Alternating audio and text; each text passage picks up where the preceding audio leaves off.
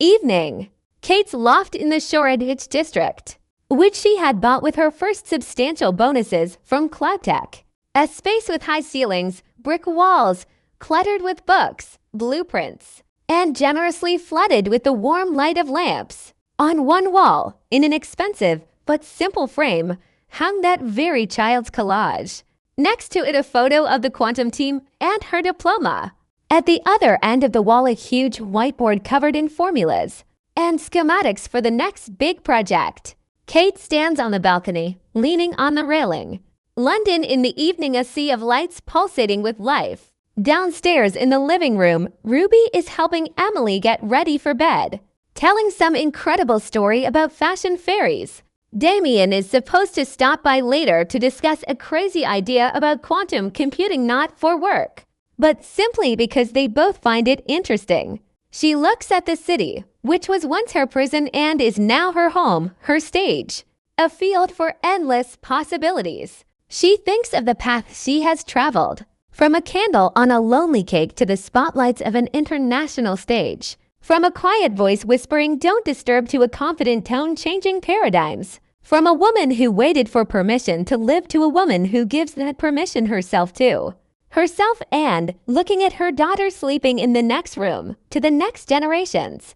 She is no longer the former Mrs. Grayson.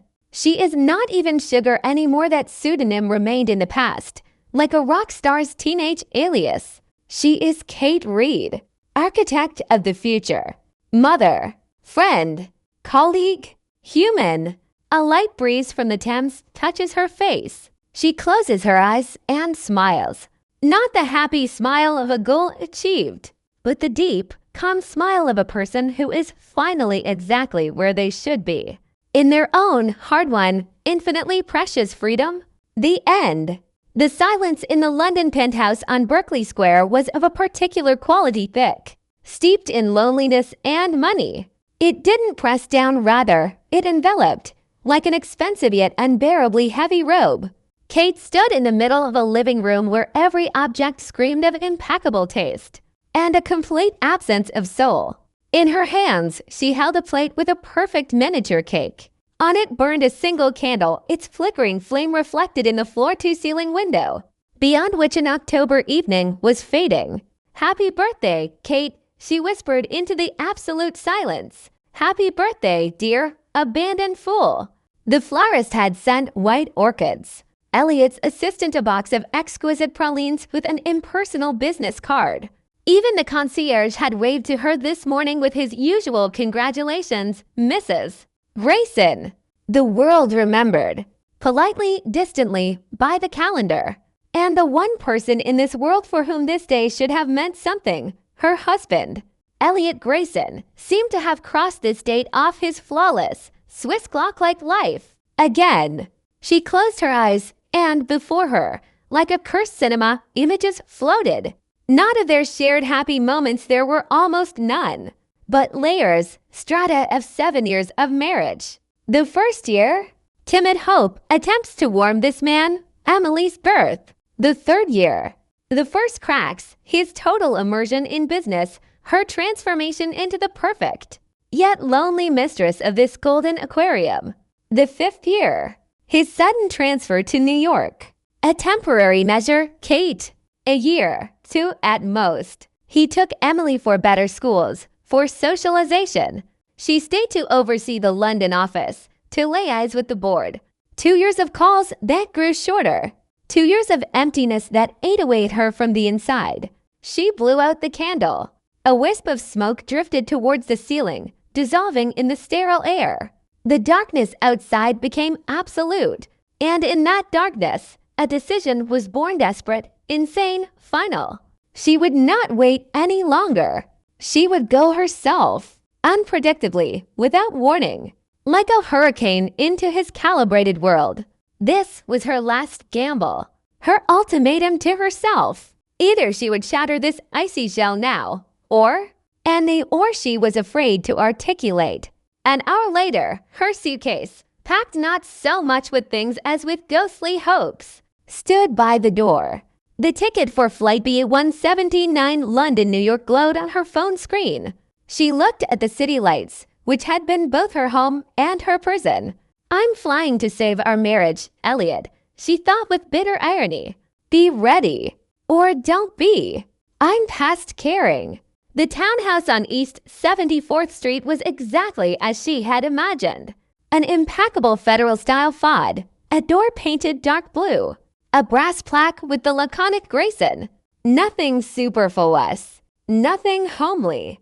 She reached for the heavy door knocker, but the door opened before she could. On the threshold stood Anna, their London housekeeper, whom Elliot had taken with him. Her kind, round face showed a mix of surprise, panic, and something akin to pity. "Mrs. Grayson! Good heavens, you! You didn't warn us of your arrival." A surprise, Anna. Kate smiled warily, stepping over the threshold. "Where is Mr. Grayson?" "At the office, on an emergency conference call with Hong Kong." "And Miss Emily?" Anna hesitated. "She's in the playroom. She has a new project." The air in the house smelled different from London, of expensive coffee, new leather, and foreign perfume. No, she was imagining it. Just stress. She handed Anna her coat and moved deeper into the house towards the sound of a child's voice. The playroom was a masterpiece of design thought. Wood eco-friendly materials, educational toys arranged by color and size. And in the middle of this kingdom of pedagogical perfection sat her 6-year-old daughter, Emily. Her fair hair was gathered in a messy ponytail, a focused frown on her forehead. She was assembling something, not a doll or a teddy bear, but a complex, multi-component model of a Mars rover from some advanced construction kit. Wires, microchips, a tiny screwdriver.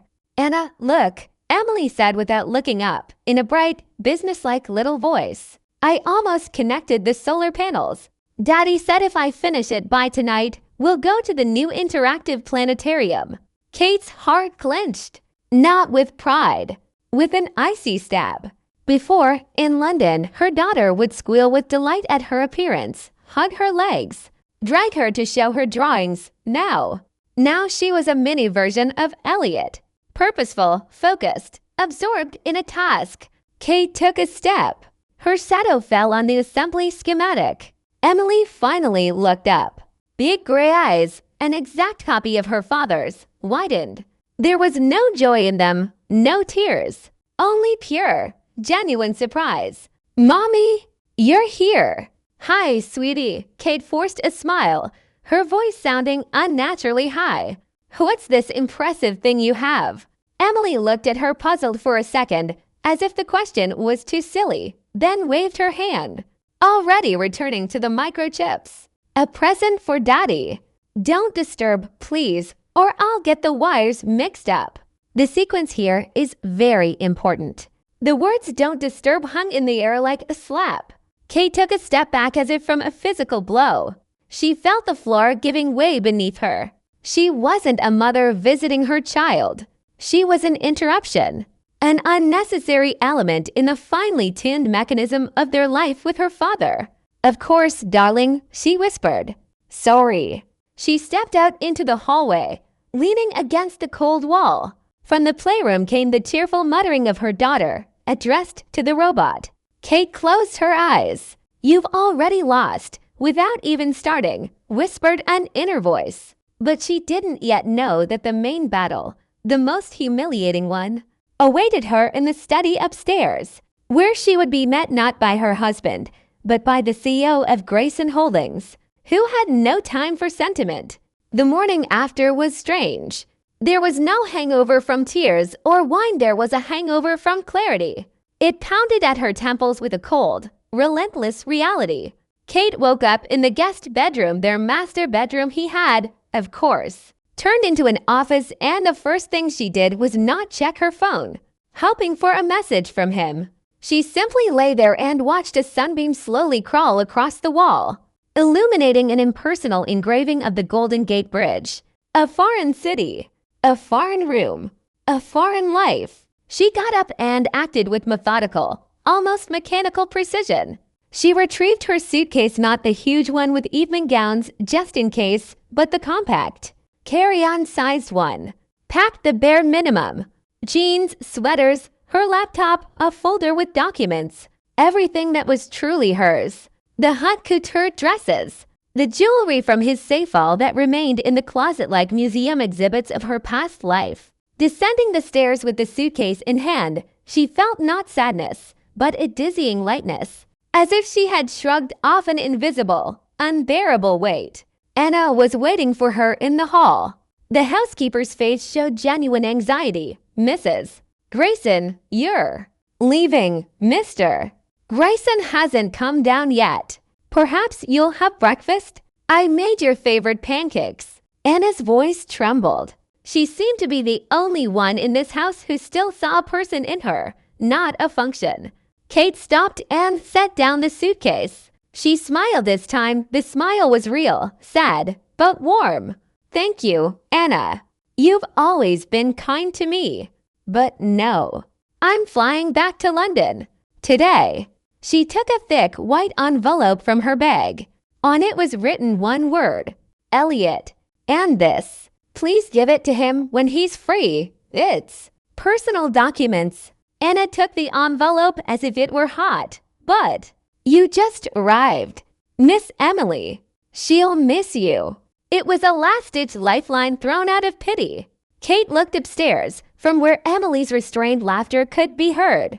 Already busy with her governess. Her heart ached, but the sharp pain gave way to a dull, familiar heaviness. She chose her words carefully, as she once chose diplomatic phrasing for his letters. It'll be all right, Anna. Thank you for everything. Take care of them. She hugged the stunned woman, picked up the suitcase, and walked out the door. The street greeted her with morning bustle, the smell of coffee and exhaust the smell of life. She did not look back at the townhouse facade, did not glance at the window where Elliot might be standing. She simply got into the waiting taxi and said, "To JFK Airport, please." The car pulled away, taking her from the prison without bars. The phone in her coat pocket vibrated. A message from Elliot. Just 3 words. Where are you?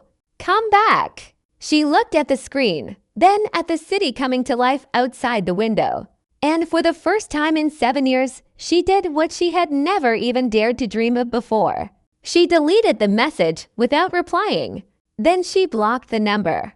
Not forever, but for long enough. The suitcase next to her was light, but inside lay something priceless, her future. And she was taking it home. Elliot's study was on the 2nd floor and resembled a command center more than anything. A panoramic window with a view of Central Park, a minimalist desk of black oak. On the wall, an abstract painting in cold tones that cost, she knew, more than her annual salary as a wife. He stood with his back to the door, speaking on the phone. His voice, low, even, and brooking no argument, filled the room. I'm not interested in their objections, Carter. The numbers in the report speak for themselves. Either they sign my terms by Friday, or we walk away and bankrupt them through litigation. I don't have time for sentiment. He spoke with that light, cold cruelty that had once fascinated her. Power, confidence, superiority. Now that tone washed over her with an icy chill. She knocked on the ajar door. Elliot turned. His face, flawless features carved from granite, sharp cheekbones, eyes gray as New York sky after rain showed nothing. No surprise, no joy, not even irritation. He saw her, nodded, gestured to a chair with his hand, and returned to the conversation. Jennings, handle it. That's all. He hung up. Silence fell, thick and awkward. He didn't approach, didn't hug her, didn't ask how was the flight. He appraised her from head to toe, as if studying a risk assessment report. Lillian said you were in town, he finally said. His voice was even, devoid of inflection. Why? 2 words. They could kill. Kate felt a lump rising in her throat. She swallowed, gathering all her willpower. I thought we could have dinner. The 3 of us, as a family. It sounded pathetic, naive, like a child's plea. Elliot's eyebrow lifted almost imperceptibly by a millimeter. Can't tonight. I have plans." "What plans?" burst from her, and she immediately regretted it. She heard the old, familiar note in her voice, the note of pleading, of a woman ready to adjust to any schedule of his. "Emily has a piano lesson with Madame Renault at 7. I'm taking her." After that, a conference call with Tokyo. He stood up, walked to the desk, began placing papers into a leather briefcase. His movements were precise, economical. There wasn't a hint of hesitation in them. In the past, at such a moment, she would have started talking faster. "Maybe I'll go with you. Maybe we can reschedule dinner. Maybe I'll wait." She would have looked for any crack, any opportunity to squeeze into his world. But this time, something clicked. Something inside, long enduring, stretched like a string snapped. Pain, fear, humiliation all suddenly settled, replaced by a strange, icy calm. She saw him from the outside. Beautiful, successful, an absolutely empty vessel. And understood that for 7 years, she had been pouring her love, her life, into this bottomless black hole. She also stood up. Her voice, when she spoke, was quiet, but there was no tremor, no plea in it. It was flat, like his own. "All right, since no one wants to celebrate with me, I'll celebrate alone." She turned and walked out without looking back. She didn't hear if he called after her, tried to stop her. Her ears were filled with the hum of her own liberation. It was painful, like an amputation, but necessary. She didn't go to the fancy restaurant her outfit called for. She went into the first cozy bistro with subdued lighting and the smell of garlic. Ordered a steak she had long forbidden herself and a glass of red wine. And sat alone watching couples talk, laugh, touch each other. She felt like a ghost among the living. And then she saw them. Across the room, Elliot and Emily sat by the window. Emily was telling something, gesturing with her hands, her face glowing. And Elliot was smiling. Not that scarce, polite smile he sometimes gave partners. A real, soft, warm one. He looked at his daughter with such adoration, such tenderness, that Kate's breath caught. He could. He was capable of it, just not with her. At that moment, the last fragments of her hope crumbled to dust. It wasn't jealousy of her daughter. It was the realization of a monstrous truth. Her marriage was not a marriage. It was a one-sided service contract. She was a function, not a beloved woman. A machine for producing comfort that had long worn itself out. She paid the bill and went outside. The nighttime New York noise roared around her, but she didn't hear it. She looked at her reflection in the dark shop window. A beautiful woman in an expensive coat with dead eyes. "So you don't hate noise," she whispered to her reflection. "You just hated our noise. The silence of our failure." Tomorrow she would leave, but not with hope. With a completely different kind of baggage. The London apartment greeted her with a hollow, tomb-like echo. The air was still, smelling of dust and forgetfulness. She turned on the light, and a luxurious interior she had once arranged with such passion appeared before her as a foreign, hostile museum. Every sofa, every painting, every carpet screamed of compromise, of attempts to please, of self-loss. She went into the bedroom. Her bedroom. Not theirs anymore. Took off the expensive New York coat and threw it on the bed. Then walked to the enormous wardrobe where her armor hung in neat rose gowns for receptions, suits for visits to her husband's office, elegant pieces for the role of Mrs. Grayson. She ran her hand over the hangers. The fabric was cold and lifeless. Slamming the door shut, she decided, tomorrow, all of this would go to auction or charity. She would no longer need to play that role. But what to wear instead? Who was she without this costume? The answer came from the depths of the apartment, from a locked storage room where she had once, in a fit of despair, stashed everything that reminded her of the old Kate, the one before Elliot. She found the long-forgotten key in a dresser drawer. The door creaked. The storage room smelled of old wood and paper. And there, under a layer of dust, lay a cardboard box from computer monitors. She pulled it into the light and her heart beat faster. Opening the lid was like opening a portal to another life. On top lay a photograph. Cambridge.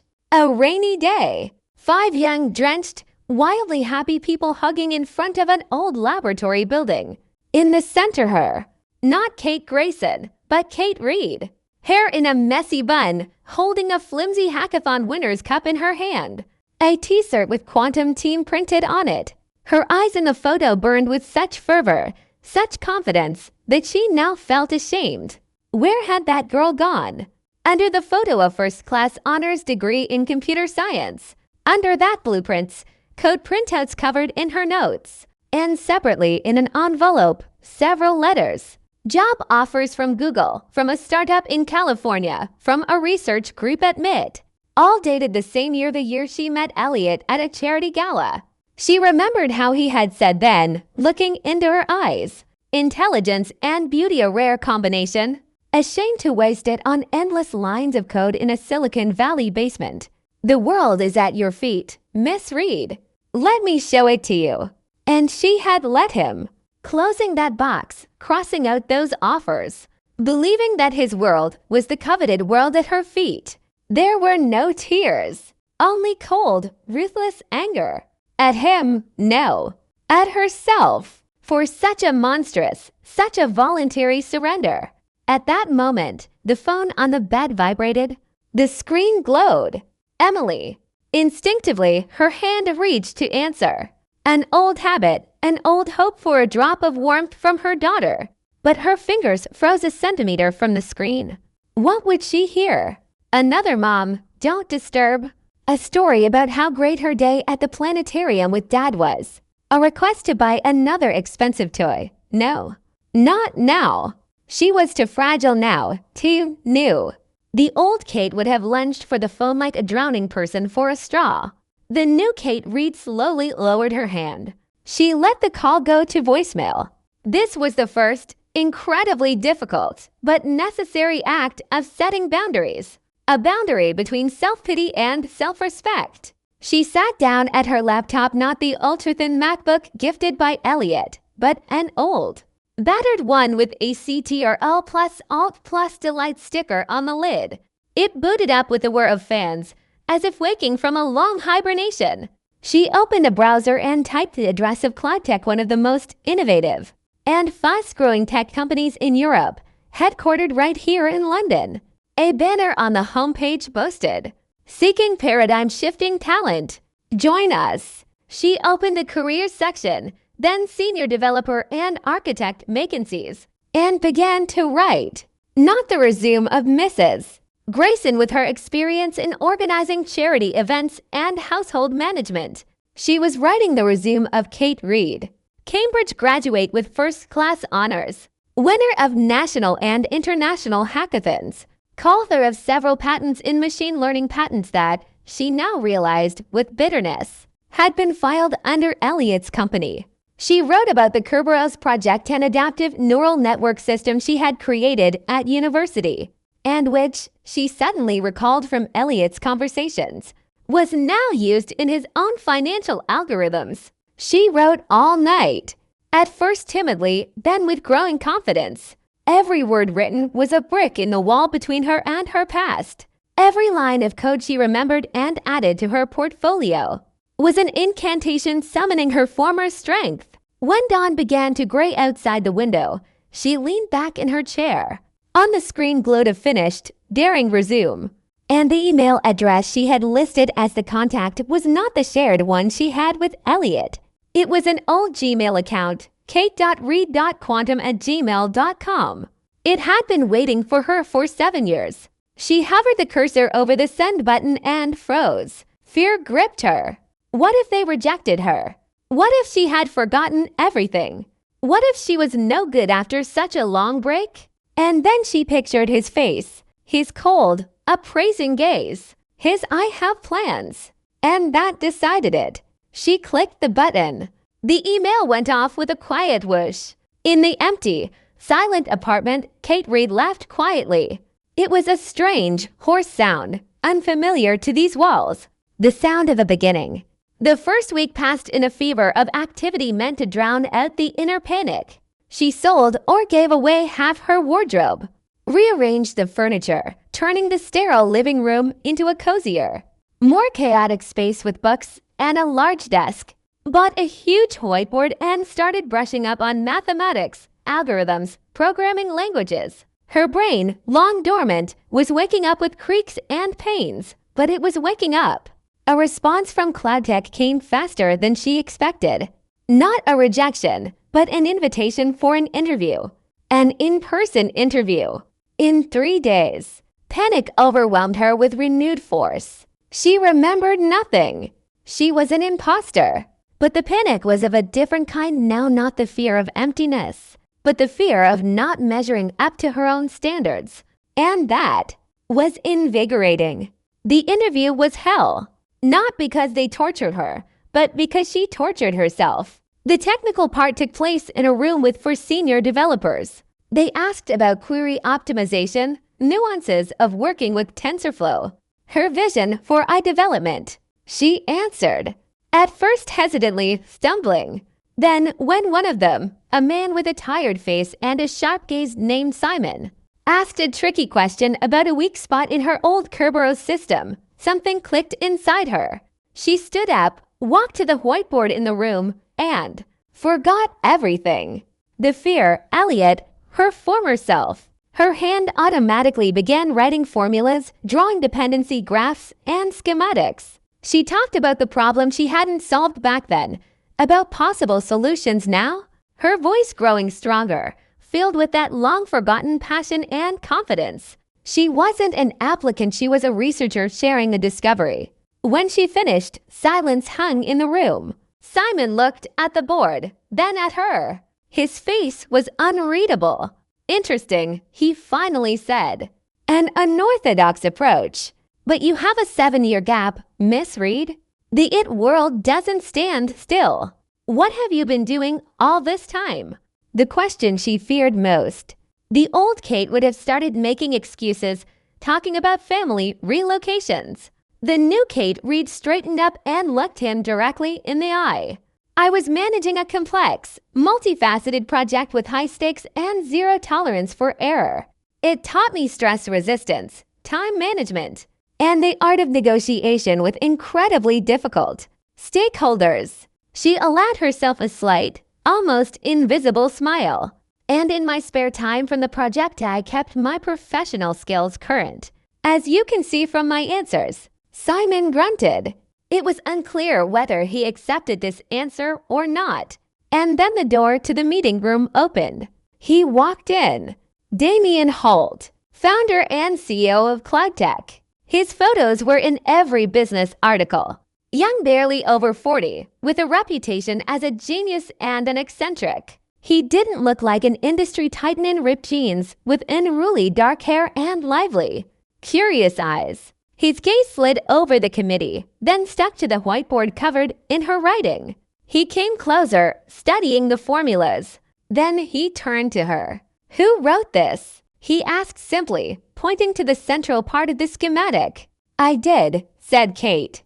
Just now. No, Damien shook his head. Not just now. This is an old handwriting. Very old and very familiar. He squinted, looking at her so intently it seemed he was trying to see through the years. Your name? Kate Reed. You're from Cambridge. Trinity College. She nodded, her heart pounding. Damien slowly smiled. A wide, unceremonious smile that transformed his whole face. Bloody hell. Quantum, the quantum team. I was at that hackathon where you wiped the floor with all of us. Your adaptive encryption system.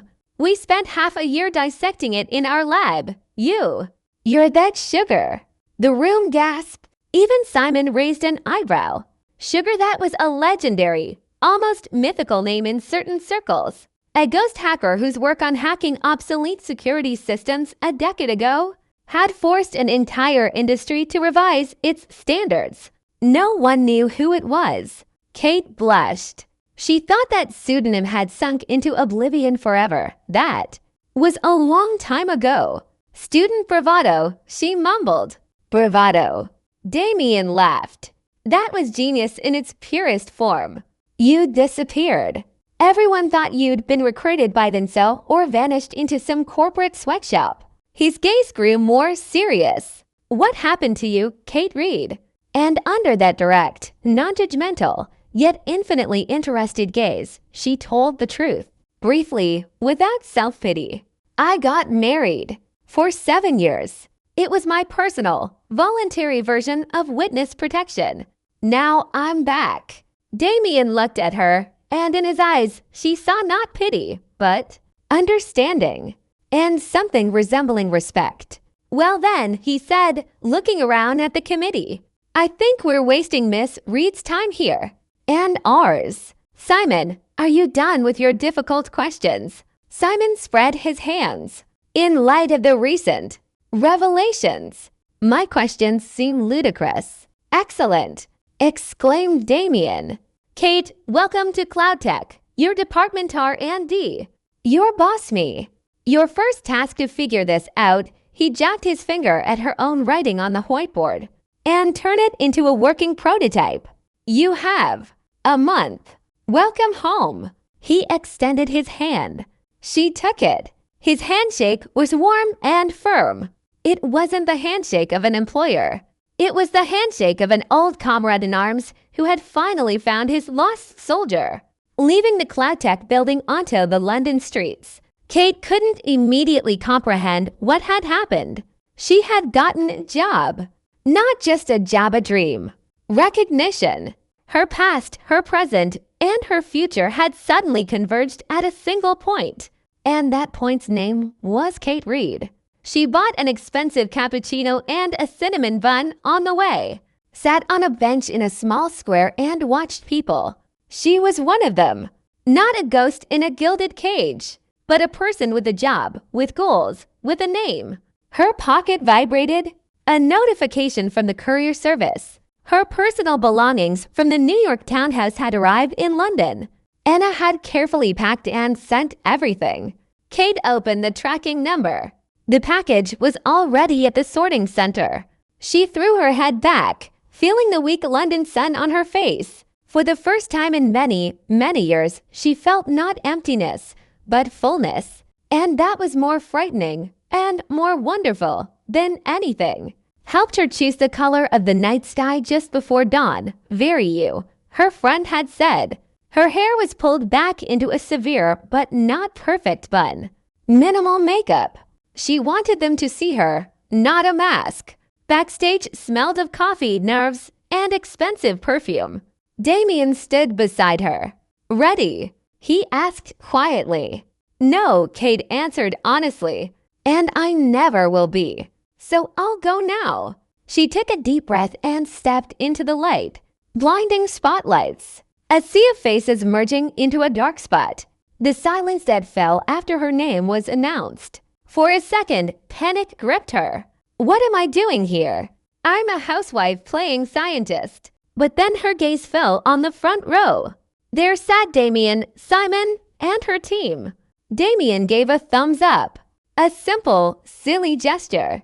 And it worked. She began to speak. At first, her voice sounded slightly constrained, but with each sentence, it gained strength, depth. That very passion that had once captivated Cambridge audiences. She wasn't just reading from slides. She was telling a story of how I ceases to be a black box. How algorithms can be made not only smart but understandable, responsible. She spoke of the philosophy of Athena, not the goddess of war, but the goddess of wisdom, crafts, conscious creation.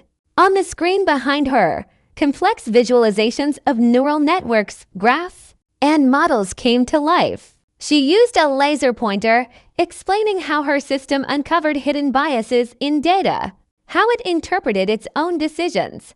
The audience was captivated. This wasn't just a technical presentation. It was art. The art of explaining the complex simply. The art of igniting with an idea.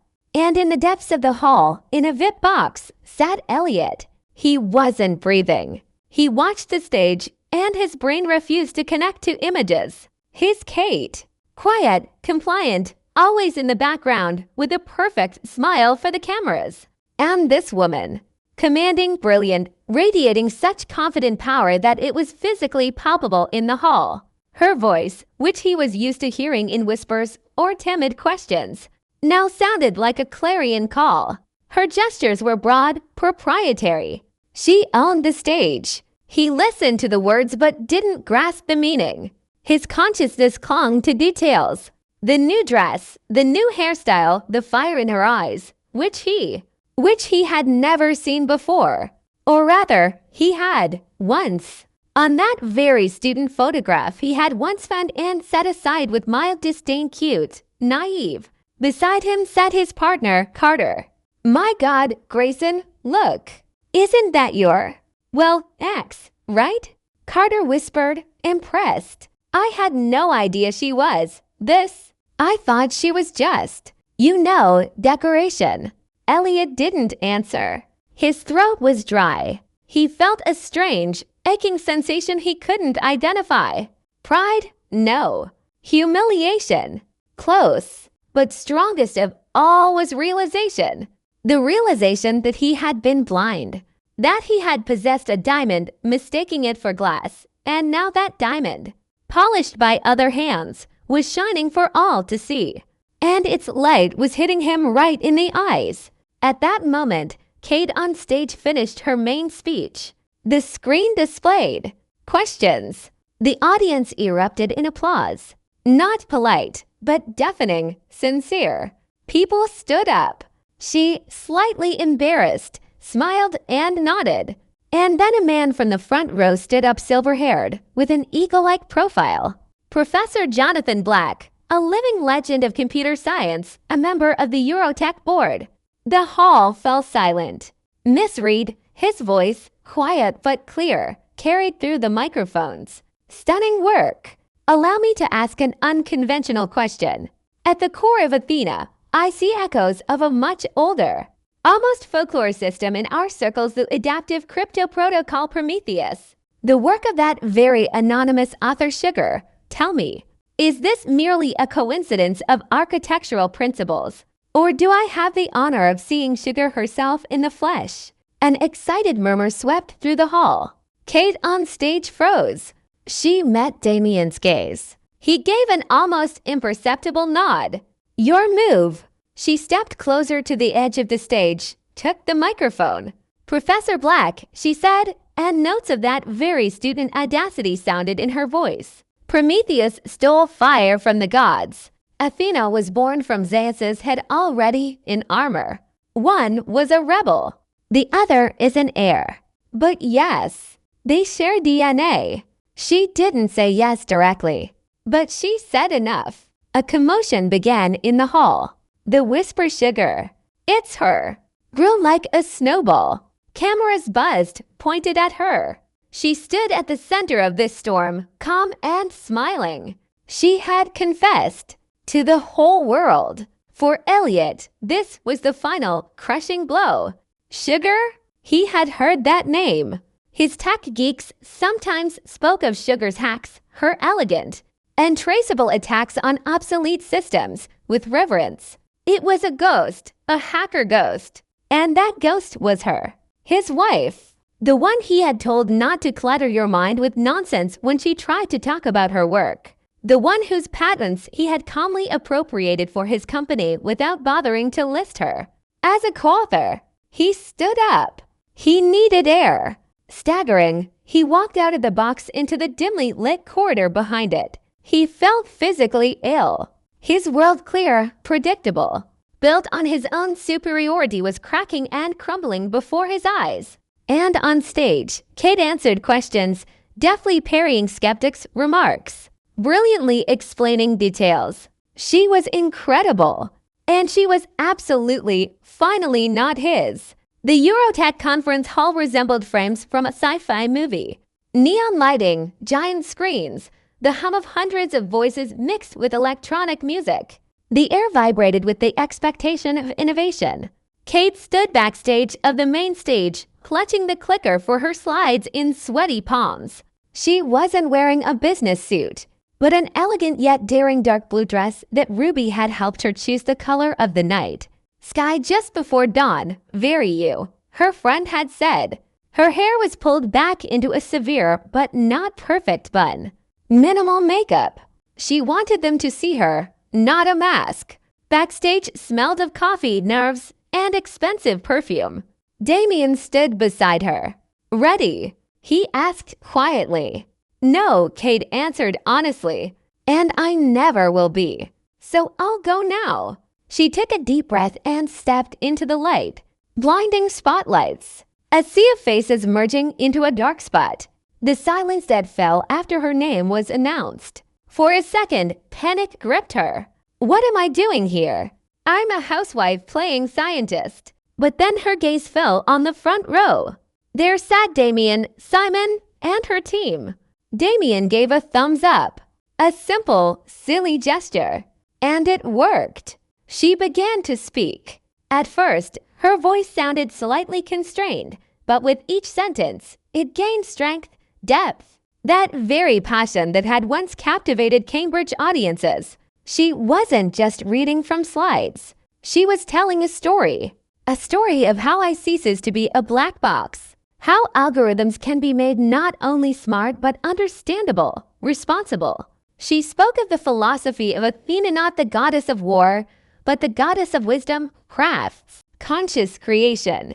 On the screen behind her, complex visualizations of neural networks, graphs, and models came to life. She used a laser pointer, explaining how her system uncovered hidden biases in data, how it interpreted its own decisions. The audience was captivated. This wasn't just a technical presentation. It was art. The art of explaining the complex simply. The art of igniting with an idea. And in the depths of the hall, in a VIP box, sat Elliot. He wasn't breathing. He watched the stage, and his brain refused to connect to images. His Kate. Quiet, compliant, always in the background, with a perfect smile for the cameras. And this woman. Commanding, brilliant, radiating such confident power that it was physically palpable in the hall. Her voice, which he was used to hearing in whispers or timid questions, now sounded like a clarion call. Her gestures were broad, proprietary. She owned the stage. He listened to the words but didn't grasp the meaning. His consciousness clung to details. The new dress, the new hairstyle, the fire in her eyes, which he had never seen before. Or rather, he had, once. On that very student photograph he had once found and set aside with mild disdain, cute, naive. Beside him sat his partner, Carter. "My God, Grayson, look. Isn't that your, well, ex, right?" Carter whispered, impressed. "I had no idea she was this. I thought she was just, decoration."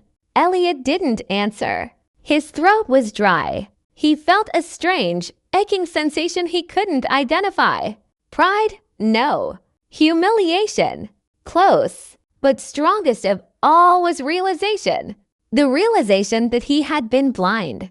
That he had possessed a diamond, mistaking it for glass. And now that diamond, polished by other hands, was shining for all to see. And its light was hitting him right in the eyes. At that moment, Kate on stage finished her main speech. The screen displayed questions. The audience erupted in applause. Not polite, but deafening, sincere. People stood up. She, slightly embarrassed, smiled and nodded. And then a man from the front row stood up, silver-haired, with an eagle-like profile. Professor Jonathan Black, a living legend of computer science, a member of the Eurotech board. The hall fell silent. Miss Reed, his voice, quiet but clear, carried through the microphones. "Stunning work. Allow me to ask an unconventional question. At the core of Athena, I see echoes of a much older, almost folklore system in our circles, the adaptive crypto protocol Prometheus. The work of that very anonymous author Sugar. Tell me, is this merely a coincidence of architectural principles? Or do I have the honor of seeing Sugar herself in the flesh?" An excited murmur swept through the hall. Kate on stage froze. She met Damien's gaze. He gave an almost imperceptible nod. "Your move." She stepped closer to the edge of the stage, took the microphone. "Professor Black," she said, and notes of that very student audacity sounded in her voice. "Prometheus stole fire from the gods. Athena was born from Zeus's head already in armor. One was a rebel. The other is an heir. But yes, they share DNA." She didn't say yes directly, but she said enough. A commotion began in the hall. The whisper sugar, "It's her," grew like a snowball. Cameras buzzed, pointed at her. She stood at the center of this storm, calm and smiling. She had confessed to the whole world. For Elliot, this was the final, crushing blow. Sugar? He had heard that name. His tech geeks sometimes spoke of Sugar's hacks, her elegant and traceable attacks on obsolete systems, with reverence. It was a ghost, a hacker ghost, and that ghost was her. His wife, the one he had told not to clutter your mind with nonsense when she tried to talk about her work. The one whose patents he had calmly appropriated for his company without bothering to list her. As a co-author, he stood up. He needed air. Staggering, he walked out of the box into the dimly lit corridor behind it. He felt physically ill. His world, clear, predictable, built on his own superiority, was cracking and crumbling before his eyes. And on stage, Kate answered questions, deftly parrying skeptics' remarks, brilliantly explaining details. She was incredible. And she was absolutely, finally not his. After the resounding success of the presentation, a cocktail reception was held in the forum foyer. Kate, surrounded by a crowd of admiring colleagues, journalists, and potential investors, felt like she was in the eye of a sweet hurricane. People approached her, shook her hand, handed her business cards, asked for selfies.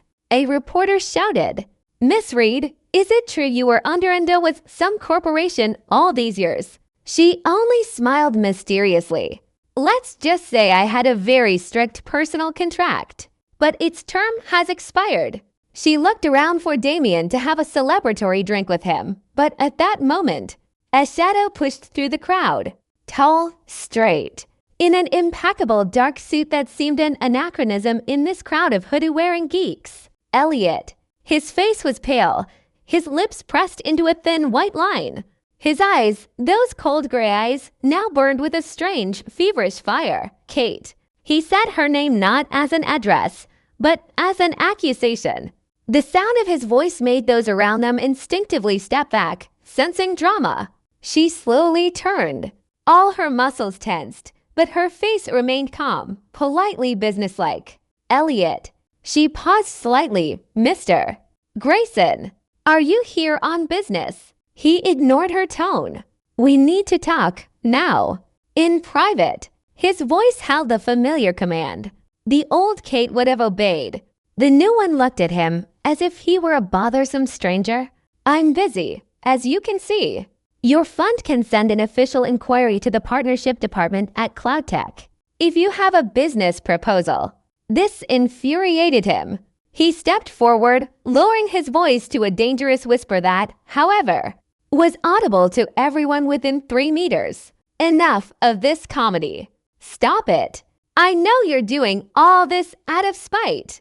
You ran away, you changed your name. You're acting out this play of independence with this." He threw a venomous glance towards where Damien stood, Hold.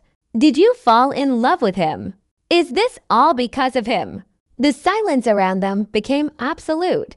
Everyone froze, pretending not to listen, but ears were perked. Kate felt heat spread across her cheeks, but it wasn't shame. It was rage. Pure, righteous rage. She also took a step forward. Now they stood nose to nose. And when she spoke, her voice was quiet, icy, and each word fell like a honed steel needle. "You're mistaken, Elliot. I'm not acting. I'm finally living. And what was between us? That was the act. An act where only I followed the rules. The act is over." He gasped as if her words were a blow to the solar plexus. I can explain everything. He began, and for the first time, notes of something resembling panic sounded in his voice. Work, stress. I didn't pay you attention. I know. Attention. She let out a short, joyless laugh. Elliot, you didn't deprive me of attention. You deprived me of existence. I was the background. An accessory. A convenient function. Do you think I didn't see you appropriate my patents? How you brushed me off when I talked about returning to research. You betrayed me first. I didn't leave for Damien. I left you. For myself. And remember once and for all. Even if there were something between me and Damien, you have no right to interrogate me. We are divorced. You are nobody in my new life. He stood, stunned. Never had she spoken to him in such a tone. His world had finally flipped upside down. He had been publicly destroyed. And the worst part, he knew she was right. At that moment, Damien approached them. He didn't step between them, but simply appeared beside Kate, placing a hand on her shoulder in a friendly, supportive gesture. Everything all right, Kate? He asked, looking at Elliot without a trace of fear or deference. Kate, without taking her eyes off her husband's blanched face, replied, Yes, Damien. Just saying goodbye to the past. Forever. She turned and walked away, gliding easily through the crowd, which parted before her like for a queen. Damien walked beside her. She didn't look back, not once. Elliot remained standing alone in the middle of the noisy foyer. People looked at him, whispered. Someone was filming on their phone. He was defeated. Not in business. Not in money. In what he had always considered his unshakable territory control. The right to be the center of her universe. That universe had found a new sun. And he remained in a cold, dark orbit, forever cast out beyond its boundaries. He pulled out his phone. On the screen, a wallpaper with a photo of Emily, his daughter. The last thread. He dialed her number but then stopped. What would he say? Daughter, your mother turned out to be a genius, and I am a blind fool who lost her. He lowered the phone. For the first time in his entire adult, successful, flawless life, Elliot Grayson felt absolutely, universally, unbearably alone. And he realized that this emptiness around him was the work of his own hands. He had built it, brick by brick. With a cold glance, a dismissive tone, the decision of later. And now he was to live in this icy, perfect, silent palace alone. On the other side of the lake, almost hidden in the shadow of a sprawling sycamore tree, stood Elliot. He was watching. He had come to London for negotiations and, without knowing why, turned into the park where they had once, it seemed, walked with a stroller. And he saw them. He saw Emily laughing, her head thrown back. Saw Kate smoothing her daughter's wine-tousled hair. Saw that collage his daughter showed with such pride. In his pocket lay an expensive construction kit bought at the airport, the latest model. More complex than the Mars rover. He had thought to give it today, to have a daddy day. Now the gift burned his pocket, seemed gaudy, unnecessary. He couldn't buy what they had. That wasn't for sale. He saw how relaxed Kate was, how she glowed from within. He had never seen her like this, not even in the very first days, when she looked at him with adoration. Her gaze held a tremulous uncertainty. Now that uncertainty was gone, there was ease, rootedness. She was at home, in herself, in this city, with her daughter. His hand instinctively went to the inner pocket of his jacket. There lay a folded piece of paper, old, worn along the creases. The marriage contract. The one he had once drawn up with his icy, pragmatic lawyer. The one that alienated her from everything in case of divorce. The one that was supposed to bring her to her knees and make her return. She had signed it without hesitation then, and he, fool that he was, had taken it as weakness. Now he understood. She had signed it because it no longer held any value for her. She was leaving a game whose rules she had never respected. He took out the paper. It was cold. He unfolded it, his eyes skimming over the clauses on non-disclosure, transfer of rights, financial compensation in exchange for silence. Every word now seemed a monument to his stupidity and arrogance. He had tried to buy her silence when inside her a universe of ideas was raging, desperate to be spoken. He did not approach them, did not dare to break this perfect picture. Mother, daughter, sunlight, laughter. He was not needed in this frame. He was an extra element, a foreign code that the system had successfully rejected. He slowly began to tear the contract, first in two, then in four, then into small pieces. A light breeze picked them up and carried them over the grass towards the water. White paper snowflakes melting in the air. A symbolic burial of his past, his illusions of control. He was not freeing her. He was freeing himself from the tyranny of his own delusion. One last look across the lake. Kate lifted Emily into her arms and spun around with her. And the girl laughed so brightly the sound reached him. It was the sound of real, genuine life. Elliot Grayson turned and walked away. Towards the heavy, lonely, but still his, negotiations. Towards his world of numbers and castles. He finally understood the difference between possession and presence. Between a contract and a bond. And this knowledge was bitter as wormwood, but cleansing. He had lost a wife. He had lost a part of his daughter. But perhaps, for the first time in his life, he had gained a painful, necessary insight. Evening. Kate's loft in the Shoreditch district, which she had bought with her first substantial bonuses from Cloudtech. A space with high ceilings, brick walls, cluttered with books, blueprints, and generously flooded with the warm light of lamps. On one wall, in an expensive but simple frame, hung that very child's collage. Next to it a photo of the quantum team and her diploma. At the other end of the wall a huge whiteboard covered in formulas and schematics for the next big project. Kate stands on the balcony, leaning on the railing. London in the evening, a sea of lights pulsating with life. Downstairs in the living room, Ruby is helping Emily get ready for bed, telling some incredible story about fashion fairies. Damien is supposed to stop by later to discuss a crazy idea about quantum computing, not for work, but simply because they both find it interesting. She looks at the city, which was once her prison and is now her home, her stage, a field for endless possibilities. She thinks of the path she has traveled, from a candle on a lonely cake to the spotlights of an international stage, from a quiet voice whispering "don't disturb" to a confident tone changing paradigms, from a woman who waited for permission to live to a woman who gives that permission herself too. Herself, and looking at her daughter sleeping in the next room, to the next generations. She is no longer the former Mrs. Grayson. She is not even Sugar anymore. That pseudonym remained in the past, like a rock star's teenage alias. She is Kate Reed, architect of the future, mother, friend, colleague, human. A light breeze from the Thames touches her face. She closes her eyes and smiles. Not the happy smile of a goal achieved, but the deep, calm smile of a person who is finally exactly where they should be. In their own hard-won, infinitely precious freedom. The end.